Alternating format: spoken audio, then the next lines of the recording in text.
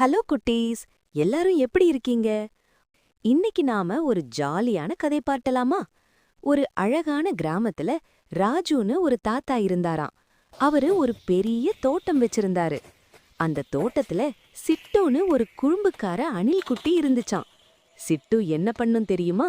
தாத்தாவுக்கு தெரியாம அங்க இருக்கிற பழங்கள் எல்லாத்தையும் கடக் முடக்குன்னு கடிச்சு சாப்பிட்டு ஓடினும். ஒரு நாள் தாத்தா அந்த சிட்டுக்குட்டிய பிடிக்க ஒரு சூப்பர் பிளான் போட்டாரு. ஒரு கூண்டுக்குள்ள அதுக்கு ரொம்ப பிடிச்ச கொய்யாப்பழத்தை வச்சுட்டு ஒளிஞ்சுக்கிட்டாரு.